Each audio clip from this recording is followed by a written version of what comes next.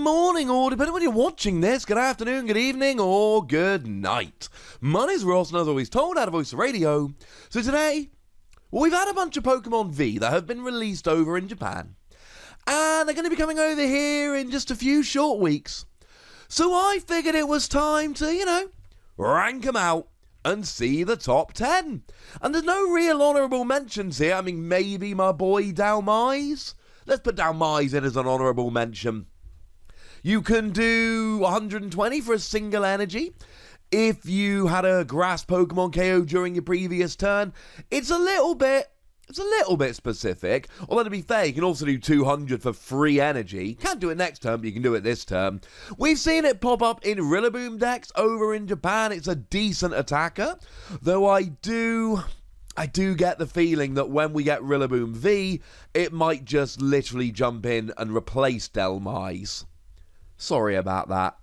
To be clear, the first partner Vs like Rillaboom aren't out yet, so they're not going to be counted in this list. We're only looking at ones that have actually been out and are available to play over in Japan, so we can see exactly which ones have and haven't been seeing play. We should probably also give an honourable mention to Wobbuffet. I know I said there were none, sorry about that. What we really like here, 2 colourless energy, switch all damage on this Pokemon with the damage on your opponent's active Pokemon. It's just a really nice one for sticking in the active, and if your opponent doesn't KO, you get to swap the damage. It's fun.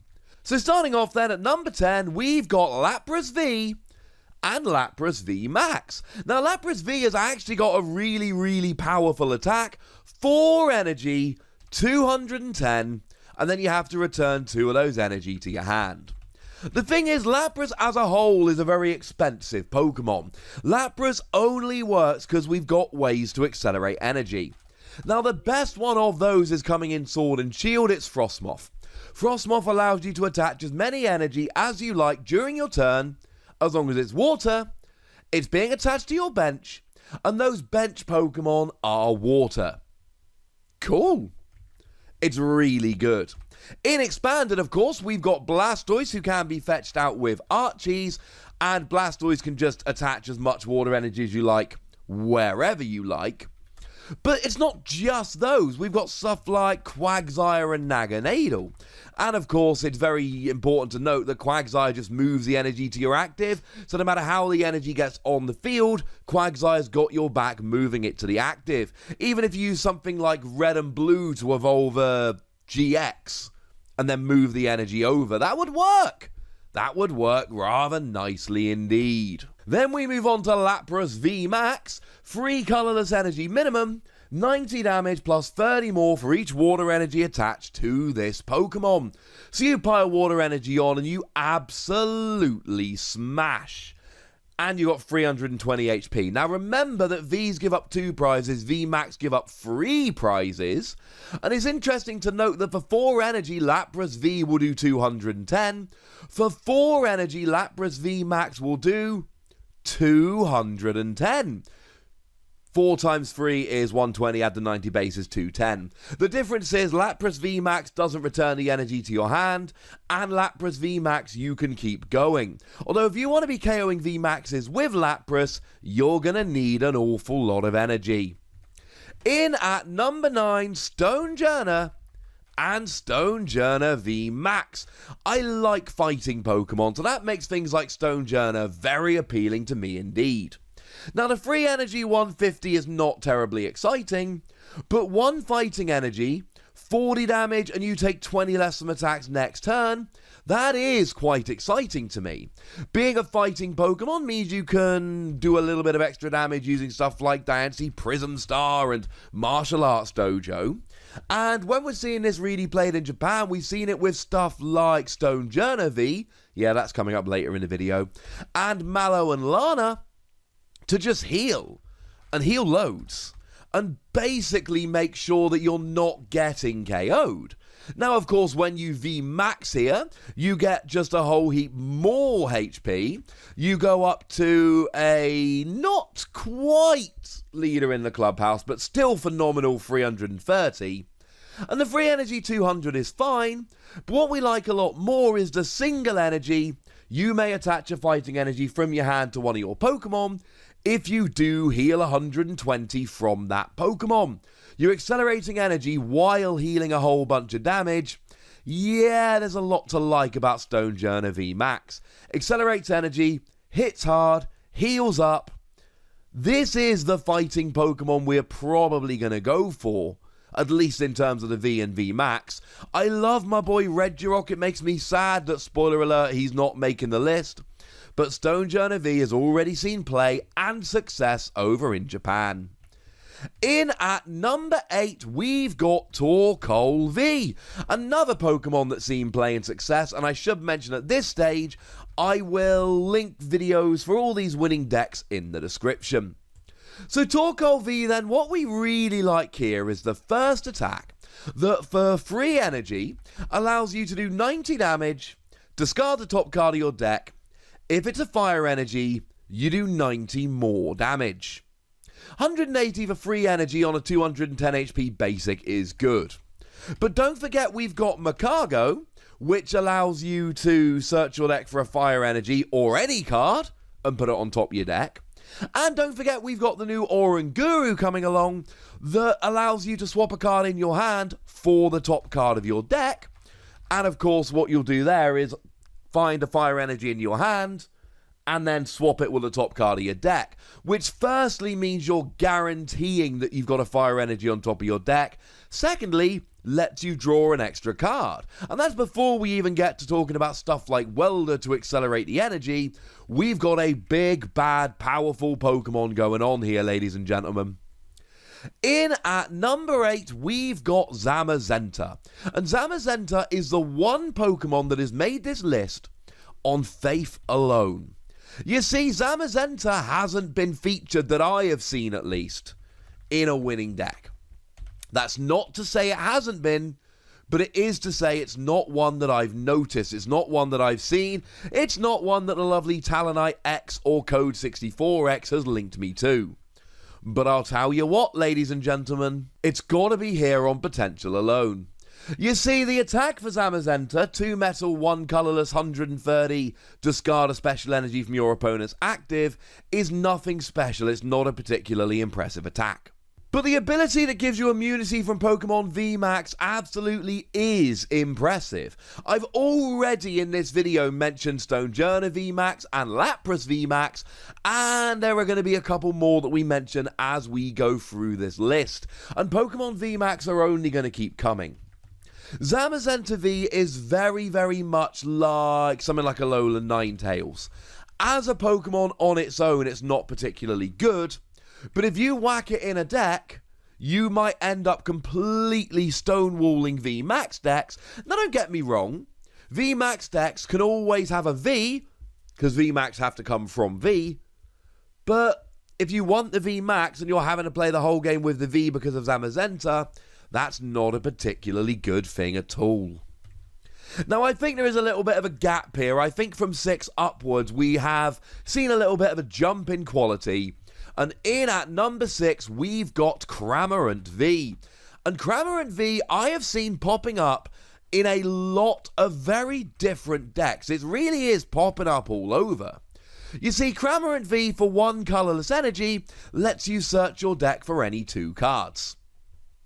I mean, it's fine in an emergency if you've got nothing, if you really need something right now. And let's face it, it's a single colourless energy on a basic Pokemon, so as a techable thing, it's fine. It's not good, it's fine. But the attack we really like here is free colourless energy. Discard all energy from this Pokemon. This attack does 160 to one of your opponent's Pokemon, which means you can take out either Dedenne or Jirachi on the bench. It's not just for those Pokemon, it's not the only things it will KO, but that's largely what we're looking at here. They are 160 HP Pokemon that sit on the bench, and those are the ones that we're looking to take down here. And any energy acceleration will do. Play it in a Welder deck with fire energy. Play it in a lightning deck with Pikachu and Zekrom. Play it in a metal/water deck with Arceus and Dialga and Palkia. Play it in a water deck with Frostmoth. Not that one. Remember, Frostmoth can only attach water energy to your bench water Pokemon. So attach it to any water Pokemon on the bench and then use Quagsire to move it into the active. Yeah, it actually does work with Frostmoth. The point is, this can hit the bench for a huge amount of damage, taking out widely played 2-prize Pokemon, and it works with any energy whatsoever. That, ladies and gentlemen, sounds like a win to me. Indeedy it does. Speaking of which, in at number 5, Indeedee V. Indeedee V has actually got a really nice attack. Psychic double colourless, 10 damage, plus 60 more for each energy attached to your opponent's active Pokemon. So if your opponent is attaching a whole bunch of energy, especially if they're weak, think something like Mewtwo and Mew, you can come in here and just destroy them. Although do remember that Jirachi does take away psychic weakness, but then also remember that Jirachi's got 160 HP, gives up 2 prizes, and can be gusted up with Great Catcher. Just putting that one out there. But that's not actually why we're playing Indeedee V. Indeedee V sees play primarily for the ability Watch Over. Once during your turn, you may heal 20 damage from your active Pokemon. So I mentioned Stonjourner VMAX earlier. You got 330 HP, and with 4 Indeedee on the bench, you're healing 80 damage every single turn. And it's got a nice attack as well. I'm not saying that this is the best Pokemon in the format, but I am saying it is a phenomenal healing card with a really good attack. And for that reason, it very much deserves a spot in the top 5. In at number 4, Morpeko V and Morpeko VMAX. Although largely here it really is Morpeko V. That is the better of the two. Morpeko V is, against my initial impressions at least, turning into one of the very best decks in the Pokemon trading card game. You see, for free energy, it does 150 damage, you discard an energy, and then it switches to the bench. But bearing in mind of it being a lightning Pokemon, you got things like Thunder Mountain Prism Star and Tapu Koko Prism Star, which can help you to get this energy on nice and easily. And hit and run decks have been good for a very long time, but hit and run decks generally don't hit for 150 damage and then flick to the bench. That is a little bit over the top good. What's really weird is that the decks over in Japan have largely been playing this with just Lily's Pokédoll.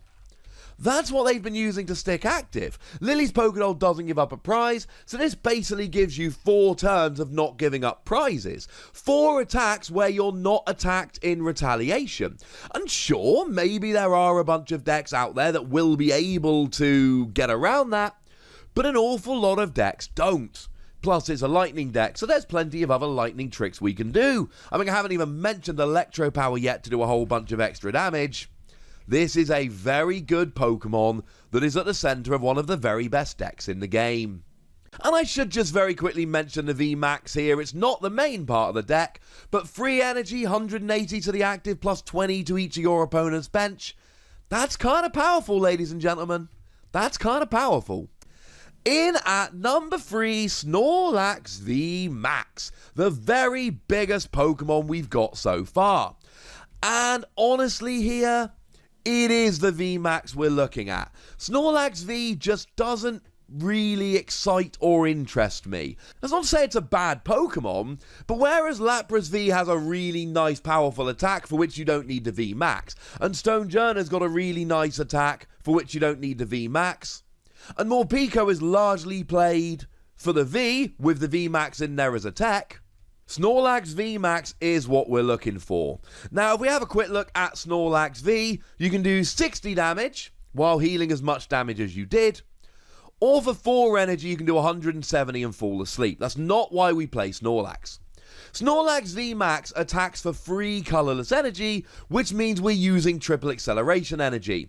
And although we haven't had an official ruling over here as to whether Pokemon VMAX can use triple acceleration, there are winning decks in Japan that are using it and being allowed to use it. I'm pretty sure that gives us our answer.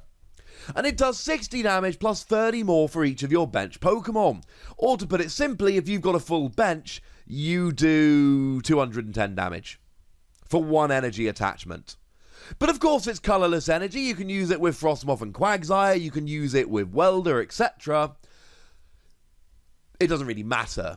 The point is, it's got 340 HP, which is the highest amount of HP we've ever seen on any Pokemon card. I'm sure Wailord's going to be back to take the crown at some point, but he's not here yet. And it really is the tech ability of Snorlax that makes it so good. I've seen it popping up in a whole variety of different decks. There's a deck I'm going to show you in a day or two where it was doing really well with the Steelix from Cosmic Eclipse. And given that Steelix and Cosmic Eclipse is one of my favourite cards from that set, and Snorlax is one of my very favourite Pokemon, I'm a bit excited to be trying out that deck. The fact that it can attack for a single energy attachment, the fact that it's got the highest HP ever, the fact that it can use any form of energy acceleration, and the fact that I've seen it teched into so many different decks really does make this deserving of a spot at number 3, which means the top 2 are going to have to be pretty good. Now in at number 2, we've got Tapu Koko V, and I'll say this right now, if you want to swap Tapu Koko V and Snorlax VMAX, I won't be terribly upset. I think if you drop Tapu Koko below Morpeko, I'd be a bit sad, tears would be shed, but I wouldn't mind if you put Snorlax in at number 2. The thing is, Snorlax is a nice tech, and Tapu Koko V is an absolute powerhouse that is wrecking stuff. You see, it's got 200 HP as a basic, it's got free retreat, and for free energy it does 200 damage. And it can attack next turn, but nobody cares because it's got free retreat. I mean, it's even got a really nice attack for 1 lightning energy that does 20 damage and lets you draw 2 cards, just in case the rest of the card wasn't already good enough. And again, it is a Thunder Mountain Tapu Koko Prism Star combo which works so well here. If you go second, all you need to do here is attach for the turn, Thunder Mountain Prism Star, Tapu Koko Prism Star, and you're hitting 200 damage on your first turn. Now remember that we're going to have a new rule, Japan's already got it, whereby you can't use a supporter going first turn 1. There's going to be a whole bunch of people that can't attack, can't use a supporter turn 1, and then it goes to their opponent, and their opponent hits 200 with Tapu Koko V. This is going to end some games very, very quickly. But number 1 on the list should not be a surprise to anyone that's been following my videos, and it's a very, very clear number 1. It's Zacian. Zacian V has proven itself, as far as I'm concerned, beyond any doubt whatsoever. It is the best Pokemon V in Sword and Shield. It's the best Pokemon in Sword and Shield. The ability is frankly ridiculous. It lets you essentially draw 3 cards, but if any of them are Metal Energy, you attach them to Zacian. And yeah, sure, it ends your turn, but remember, turn 1 going first, you can't attack. And you cannot use a supporter, so all we've got are item cards and abilities. So why not use this? Plus we're getting Metal Saucer, which is just Aqua Patch for Metal Pokemon, coming in Sword and Shield. And now all of a sudden we've just got a really easy suite of options for getting the energy on. Then of course, free energy 230, yeah. Bit ridiculous. You can play it with Lucario and Melmetal as a bit of a tank deck, or you can play it with Arceus and Dialga and Palkia, so you can do a bit more damage while taking extra prizes. It is great as an aggressive deck with ADP. It is great as a tank deck with Lucario and Melmetal. It's going to be phenomenal in any metal deck moving forward, and to be perfectly blunt with you, ladies and gentlemen, it's just a ridiculously good card. We're getting some phenomenal trainer cards, which might stop this being the best card in Sword and Shield. But in terms of Pokemon, it's not just the best Pokemon V, it's the best Pokemon, and I don't think there's stiff competition, and I don't think it's particularly close. But I would like to know what you think. I'd like to know what your favourite Pokemon V is. I'd like to know which ones you would switch around, and which ones you think are amazing. So let me know in the comment section. Go nuts, be nice, and then make sure you like this video, subscribe to this channel, follow me on Twitter at TheWassy, and Twitch for some live action at twitch.tv/PTCGRadio. If you want to support this channel, get some bonus podcasts and all that stuff, head on over to patreon.com/PTCGRadio, where you can do exactly that. And please do make sure you're checking out youtube.com/WazzyPlays, where you can find out about a whole bunch of games that don't have any Pokemon in. But by far the most important thing, as always, look after yourselves till next time, will ya? Thank you very much for watching. My name's Ross, and you've been watching PTCG Radio.